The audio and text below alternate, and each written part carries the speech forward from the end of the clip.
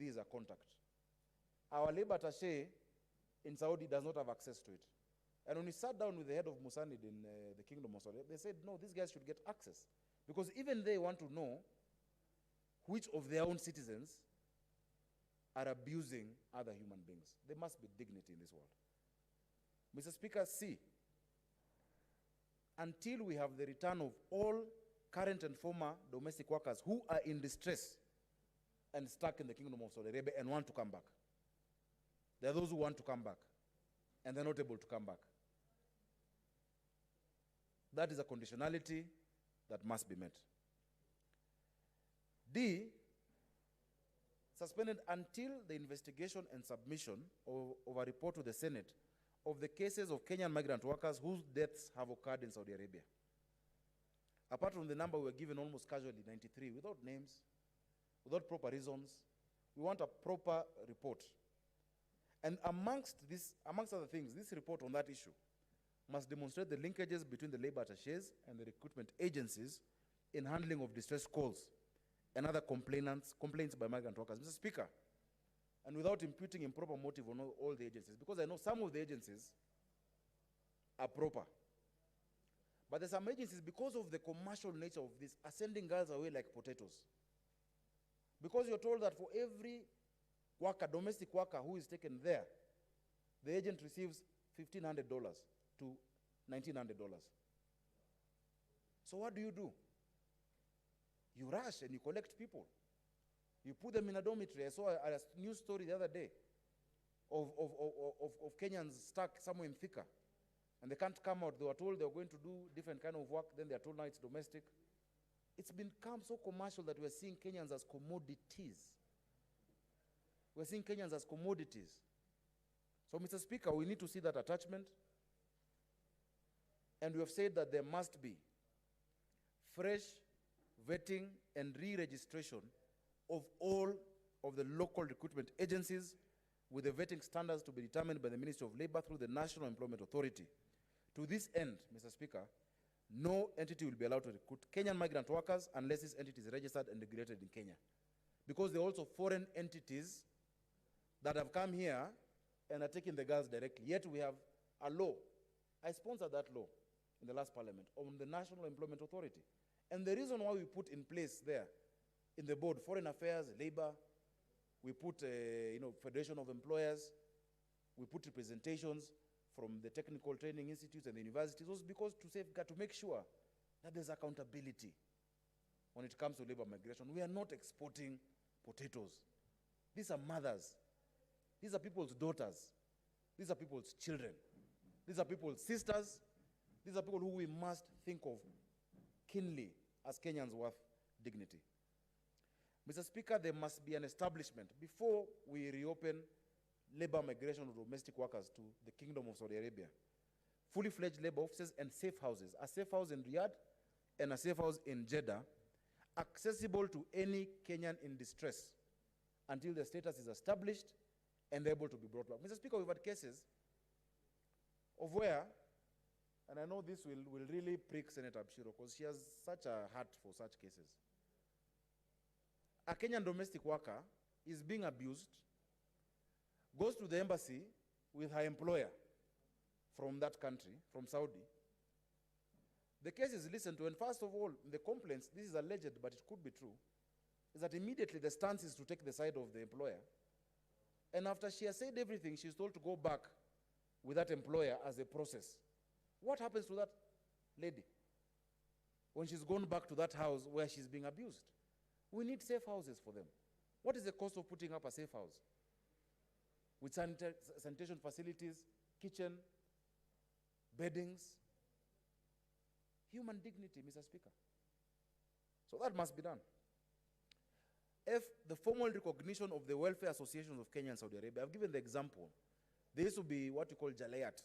I hope I'm saying it right for those who understand Arabic. Kenya Jalayat Group, who used to liaise with the embassy, and they worked very well. Incidentally, Mr. Speaker, they worked very well with the former ambassador who became Wajir governor, who this house impeached. But they worked very well with this Jalayat. Later on, I think the system was broken down. So they're not able to respond to distress calls by these Kenyans. And until they can get the phone number of Senator Musuruve, who now looks for her chairman, Senator Sakaja, to sort it, we can't. So we must reestablish that. Mr. Speaker, G, or rather H, we must review the regulations of private employment agencies, including the determination of a minimum deposit and insurance to ensure the swift repatriation of any domestic worker in distress. Those are the conditions, Mr. Speaker, that this House, and that we're inviting this House to say emphatically, Senator Milgo, Senator Susan Kihika, Senator Ngugi, IG, Senator Naomi Wako, Senator Abshiro, Musuruve, that until these are met, let's not take our girls to a slaughterhouse. Until these conditions are met. Once these conditions are met, the other things that Mr. Speaker were saying, and the committee has recommended a raft, if you look at our report, of other issues that then must be taken into account, including our skilled labor, BLA, Mr. Speaker, including negotiation on the salaries, negotiation for leave days, because they're also humans, they're not machines, Mr. Speaker. Some of these timelines, Mr. Speaker, actually came from the ministries themselves. They must work together. In some of our interactions, we found the Ministry of Foreign Affairs has no clue about what the Ministry of Labor is doing. The Ministry of Labor has no clue about what immigration is doing. It should not take the Senate in a sitting of a committee to be the first time departments of government are sitting together to address this matter, matters of life and death and livelihoods. It should not be. If they just look at the framework we provided for them under NEA, they are supposed to be sitting on the table together. What more important thing are they doing? So we recommend that the ministries address the current hiccups facing other critical processes, but not limited to pre-departure processes, medical checkups, and pre-departure training. Mr. Speaker, we need to be told how they are identifying which training or pre-departure, which institutions are being registered. So it's not about a cartel that I'm the one who has the schools of training. Mr. Speaker, to get your medicals, because they do medicals before these workers leave. But you're told there are only 2 or 3 centers that can do it. Why can't all our public hospitals be able to do this medical check and certify? And the Embassy of Saudi Arabia here, together with the Ministry of Health, can liaise to make sure that the standards required are the standards that they are adhering to. These people are going through so much. Mr. Speaker, I know you're a tough man. You're a tough man from Laikipia, but if you were there, you would shed a tear. Because you have a heart. You would shed a tear if you hear these stories. Mr. Speaker, I will add an addendum to the report that we tabled of the photos and videos I've received today. I will add an addendum so that members can see of correspondence, of emails, distress calls. I wonder how people feel. You've received distress calls, you've ignored, you've seen distress calls, and then you later hear a death announcement of that person who's been crying out to you for help. How do you sleep at night? Yeah?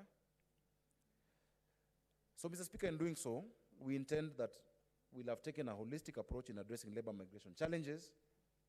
This suspension ideally is for 6 months because we believe in less than 6 months this can be done, even within the current budgetary framework that exists.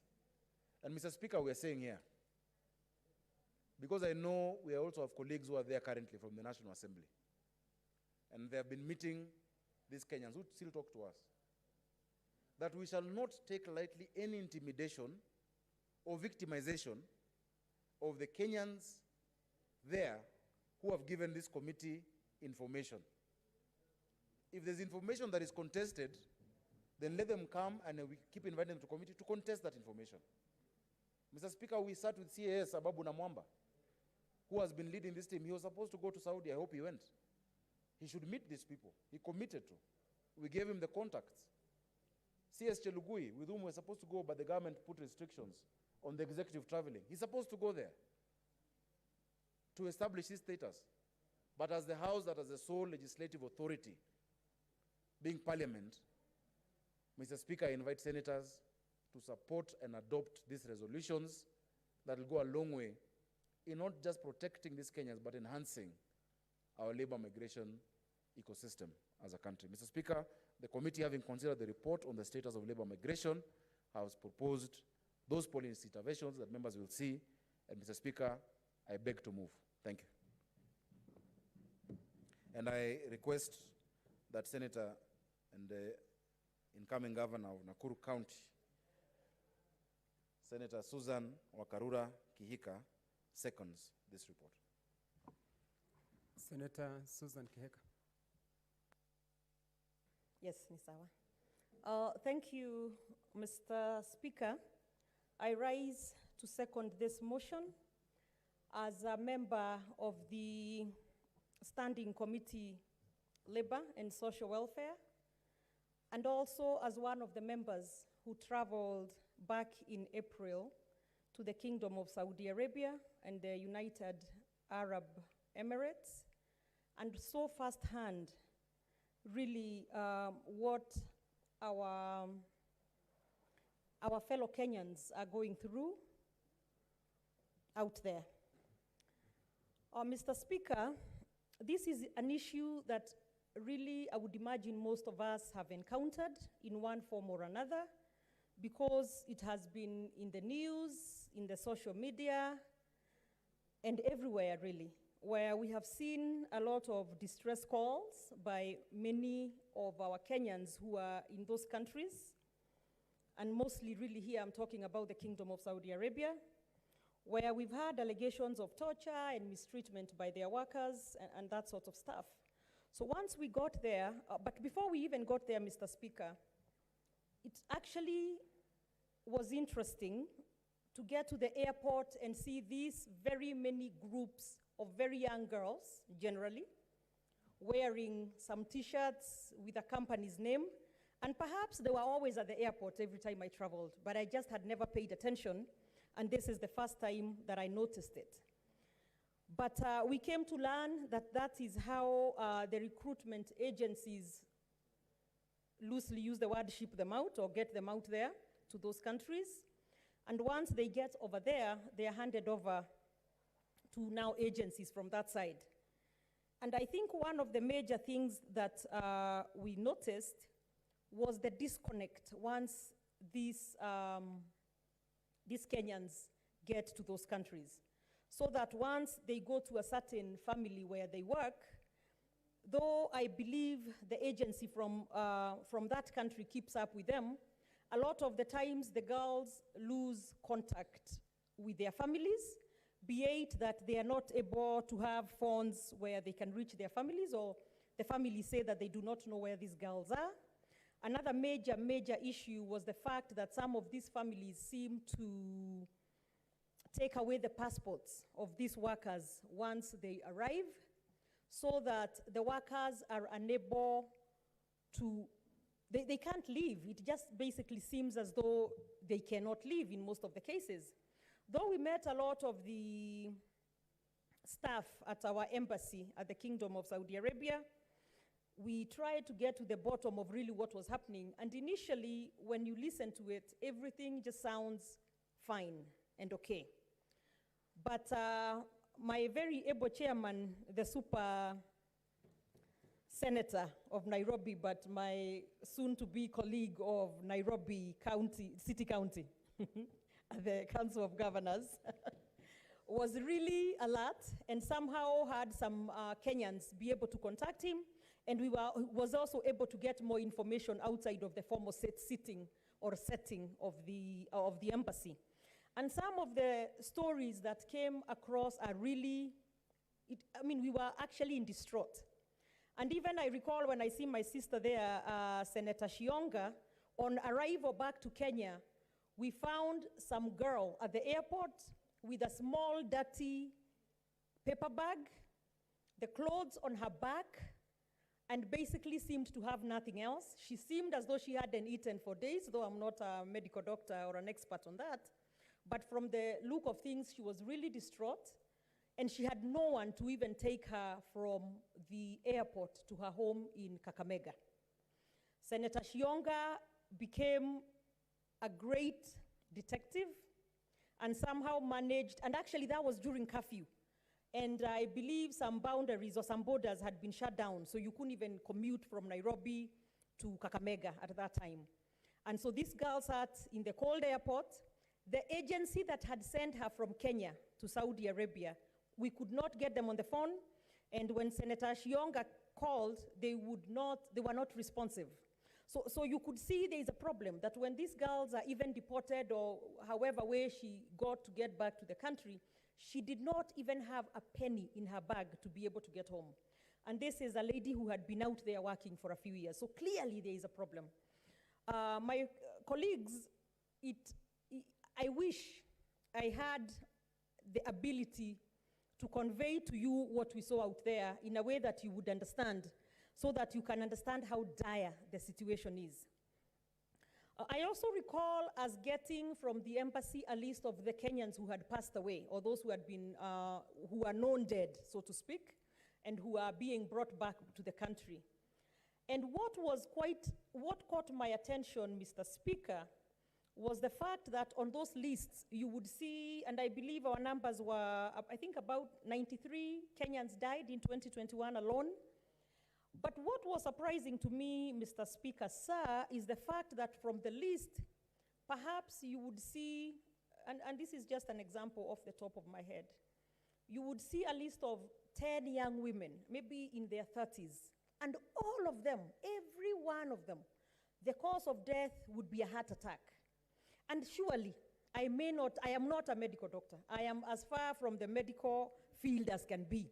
But even common sense would tell you that seems quite improbable. You cannot have that many people, every one of them dying of a heart attack at that very young age, and there doesn't seem to be, and then maybe by number 16, you'll see a road accident, and then you continue the next 14 of a heart attack, and I mean, it just really did not seem right, and it doesn't seem right. So really, there is a problem, there is a crisis, but what was clear was our migrant workers have been thrown out there without any support from our government. That is how it seemed.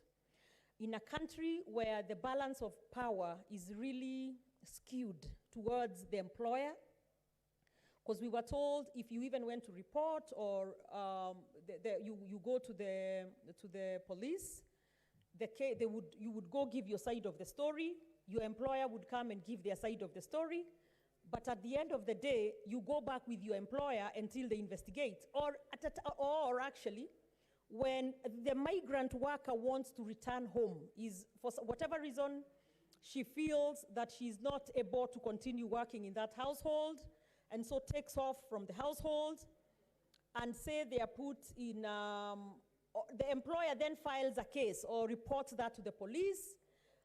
The migrant worker is then put in jail, and you cannot leave jail until that case is determined. They are not able to move the case forward. They are not able to get legal representation. So they become at the mercy of the employer who does not want to let you go. So, I mean, it's really just horrible.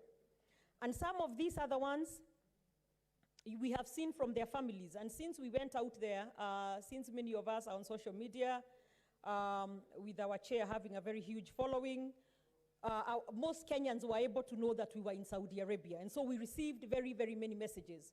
And you would hear a parent or a brother or an uncle or a sister writing to us and saying, my sister has been sick, or we have been told she's in hospital, or we are initially told she's in hospital. The next day you are told she died, and there is no investigation, and we can't even, it just seems out of control, and we have lost it, basically. But on hearing a bit about what the other migrant workers from other countries go through, or on comparing actually, you realize that places like Philippines have figured out their migration laws. They have figured out how to protect their migrant workers. Philippines, India are some of the very leading ones as far as that scenario. And what really caught my eye, or most of us, was the fact that those countries like the Philippines have safe houses where if for whatever reason a migrant worker feels that they are in danger or they need to leave the home, the household where they are working, and before travel back to the country, there is a holding safe house where they can stay safely until they are repatriated back to Kenya, or they are brought back to Kenya, sorry.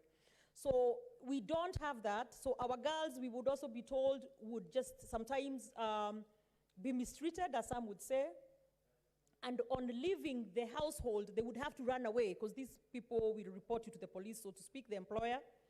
And we've had some cases where on their trying to escape, they have accidents and they die. So, I mean, it's really a horrible, horrible situation.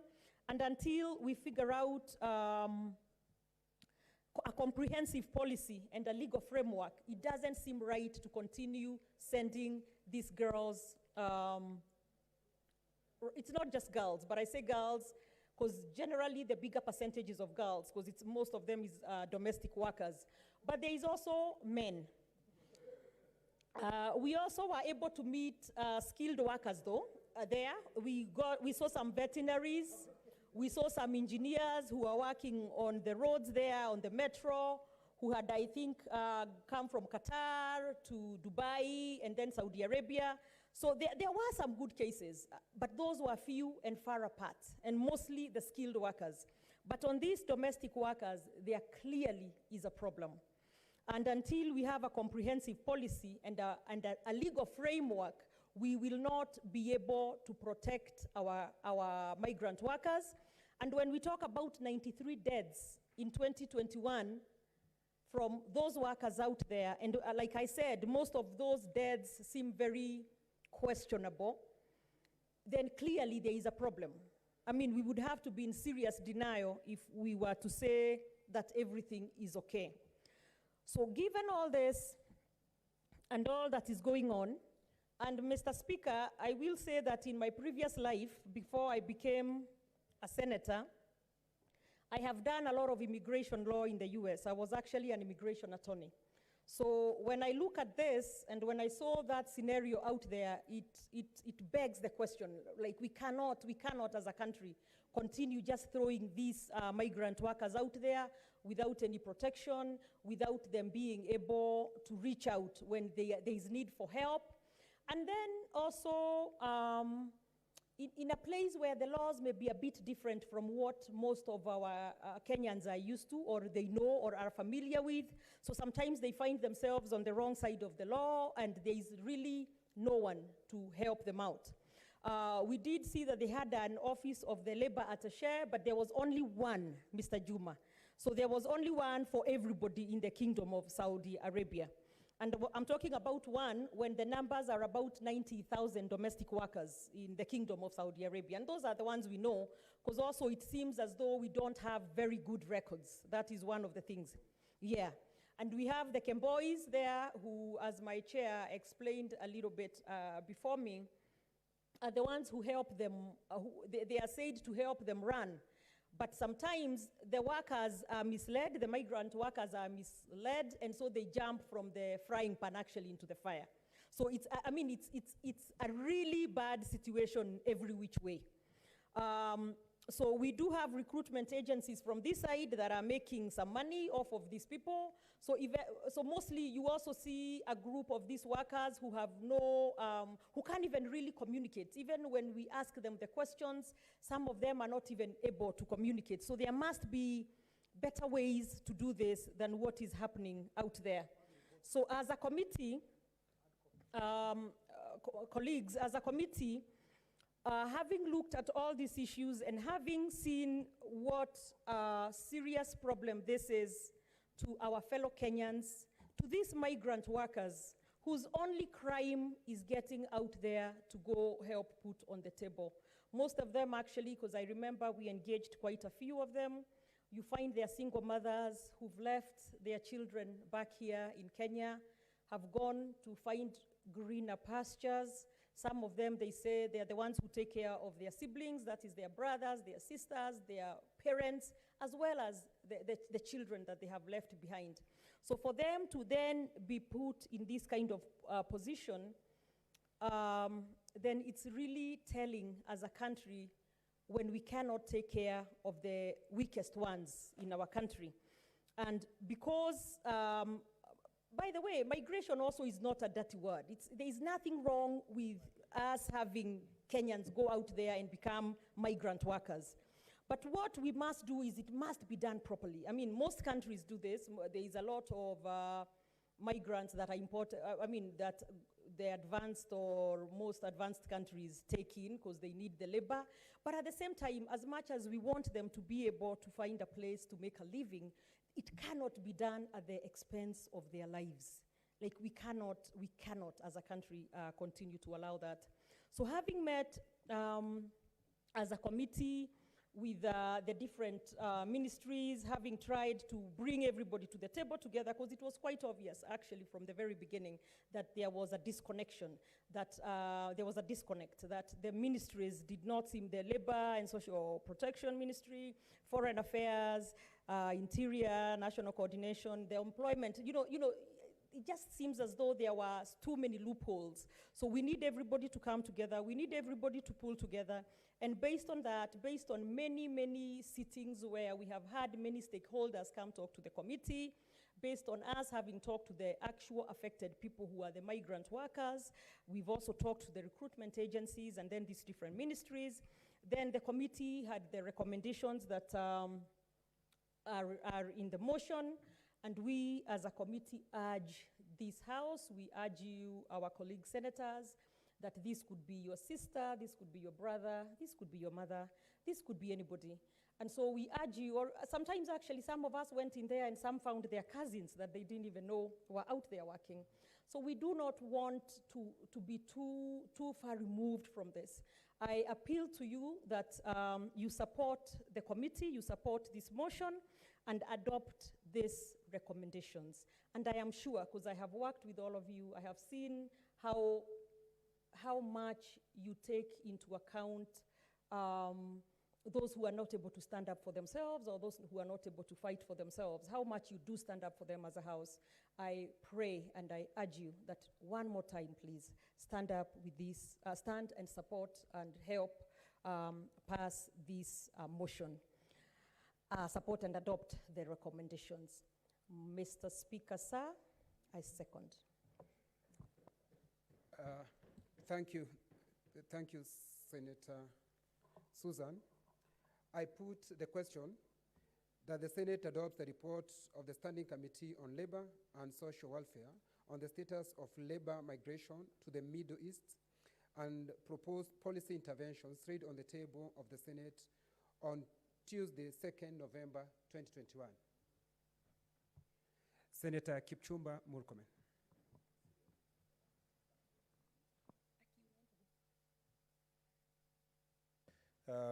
Mr. Speaker, I thank you very much. First of all, Mr. Speaker, I have not had the privilege of speaking here when you are sitting on the chair. So I'd like first to congratulate you for being a member of the Speaker's panel. It's a position I'm very well familiar with, having served in the same capacity in the past. And I know you are more than capable to deliver now and in the future, even better, in a better, higher position.